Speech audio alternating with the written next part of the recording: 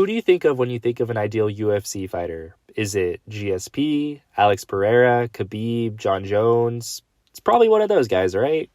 Now, what if I asked you who you think the most average UFC fighter is? Did you know that there's been 3,006 athletes in the UFC who have at least one bout or are going to have their first bout? That's a lot of fighters. But once again, who is the most average out of all of them? Maybe it's a fighter who's around the top 15. Maybe it's a fan favorite journeyman. I'm sure that there are some fighters that come to mind, but I want to find out if there's a way to mathematically calculate an average fighter. The short answer is yes, I did find a way. So, that's kind of the entire point of this video. My name is Trixster. Let's find out who the most average UFC fighter of all time is. Once again, I want to shout out Mr V's Garage, the GOAT for this video idea. He did the same thing for Formula 1 drivers and found the most average F1 driver of all time, and I thought it'd be very fun once again to bring it to the UFC.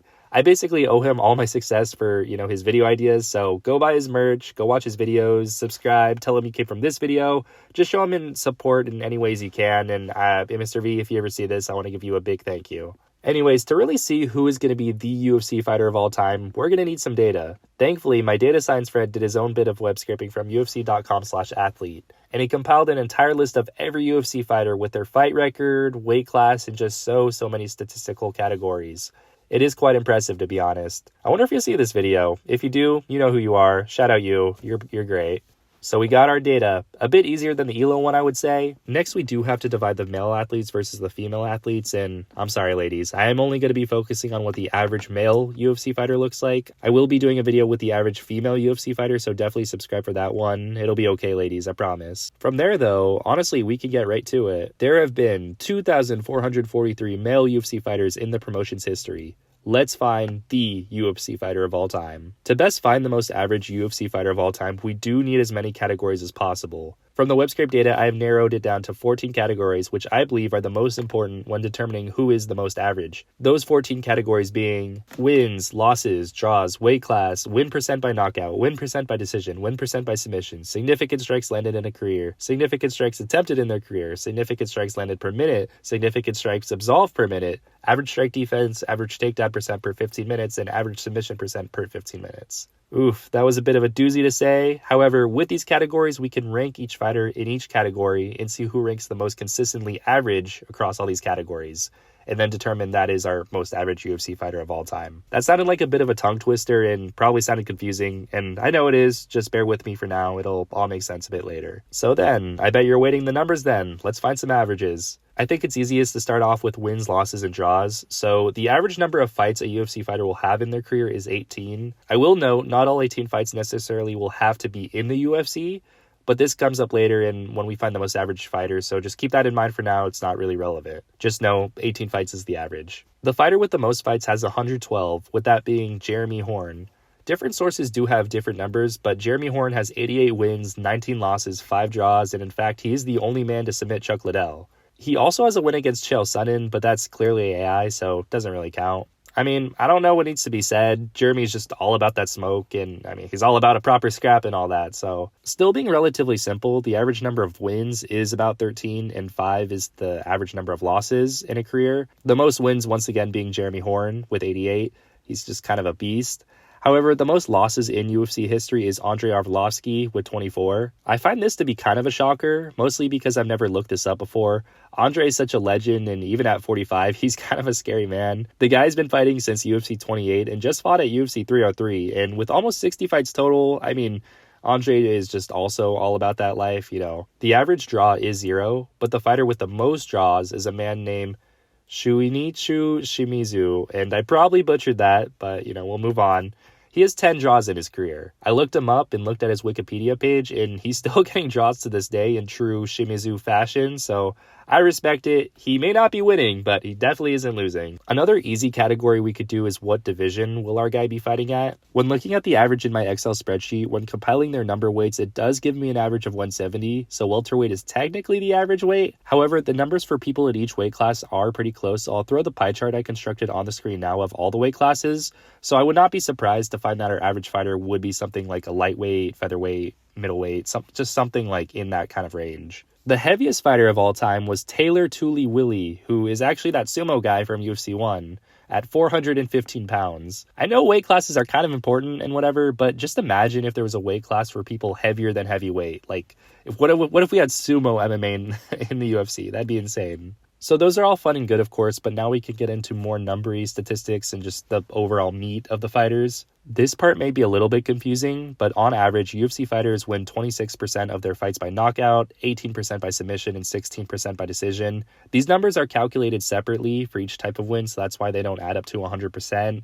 Basically, there's like a lot of guys without wins and things like that, so that kind of just, I don't really know how else to explain it, but you're kind of just going to have to trust that. I calculated in the last 4 years since UFC 250 that fights do go to a unanimous or split decision 50% of the time, and I'll throw that chart up on the screen right now. Going on to average significant strikes landed in a career, that number is 228.56 with an average of 510.8 attempts, which equivocates to about 45% landed strikes, roughly. Max Holloway has the most landed in his career with 3,706, which really shouldn't be a surprise. I'm the best boxer in the UFC, baby. The average significant strikes landed per minute is about 3. I would show the highs here, but there are a lot of guys who have only had 1 or 2 bouts, so it is just significantly higher than it should be for them and probably will be later in their careers anyways. The average significant strikes absolved per minute, or how often a fighter gets hit, is 3.9, with the most absolved per minute being a fighter named Alex Schwarner, where he's absolved 84 per minute. I am just bringing this up just to show my earlier point kind of demonstrated that he's only had 1 UFC bout with getting KO'd in the first round, so I mean it makes sense why he's absolved 84 per minute. It's a similar case for the significant strikes landed per minute. The average significant strike defense is 51%, which I suppose makes sense when looking at the average significant strikes versus absolved per minute. And getting to the grappling, we have average takedowns landed per 15 minutes, with that being 1.49. The most takedowns landed in UFC history does go to GSP, who has 90 takedowns. The most attempted takedowns in UFC history goes to a guy named Clay Guida with 280 attempts and 63 landed takedowns. I didn't really know who he was, but that guy, I looked it up. He's a true vet. Has fought a lot of guys throughout his career, so I respect him. And moving on to our final category of submission average per 15 minutes, that number is 0.64. So to explain again, to calculate the average, and once again, essentially copying the Mr. V method, I looked at every fighter's average rank across each of these categories. So to show this in Google Sheets, in the case of wins, for example, if a fighter has the most wins, he is ranked number 1, and then the next fighter with the next most wins is ranked number 2, and then it goes all the way down to 2,397. It may not necessarily get all the way down there to account for ties, but that's just how the rank per category works. And once again, I will take the average of each rank and see who's the closest to the middle. Our middle being 1,199, not 1,198.5, because the midpoint is between 1 and 2,397. Now that we got that out of the way, after running the numbers, no one got a perfect 1,199. But we do have 3 fighters all tied at an average ranking of 1,198.286. Those UFC fighters being Sean Lally, Jesse Bongfeld, and Kyle Bradley. So what's up with these guys? Let's put their records on the screen now. So it would seem none of these guys had a very long stint in the UFC. Now at first this may seem weird, but it makes sense when you look at the average number of actual fights a fighter has had in the UFC. Remember how I said their wins and losses don't necessarily equal their true UFC career? That's where this is kind of important. The average number of fights a fighter has in the UFC specifically is 2.64. I used my ELO data to find the total number of fights in the UFC and divided that by 3,006. So this makes sense why our mid guy won't necessarily have a long UFC career, but a semi-long MMA career. So I gave 3 guys. Which of these 3 guys is our mid guy? There is actually one more thing we could calculate that may give us an answer. That being the variance in the ranks. This video doesn't need to be a whole stats lesson, but the higher the variance, the more flip-flopping a fighter does with their ranks. So lower variance is what we're going to be after. I will note that all fighters actually have a really high variance because not all the values are going to be exactly the same, and it looks like there's just a big flip-flopping overall between the numbers anyways, but there still is going to be a least amount of variance, which is what we're after. And that UFC fighter who has the least amount of variance is going to be Kyle Bradley. So we did it then. Kyle Bradley, you are the UFC fighter of all time. Here are his numbers compared to what we found the averages were. It's kind of funny. The most mid guy of all time would be named Kyle. Mr. Mid, everyone. Some more information on this guy. He has 4 fights in the UFC, going 1-3 in his stint. His most notable and most recent loss being to Rafael Dos Anjos in 2010. His win was over a guy named Felipe Nover. His last recorded fight was in 2016 at the World Fighting Championships, although my data doesn't reflect that. That's just, it's everything up to his UFC stint. And yeah, he also has his own IMDb for some reason, so that's kind of interesting. Just overall, a mid fighter, I'm not going to lie. But that's what we're after, so I was going to end it there. But something actually did catch my eye with the variance.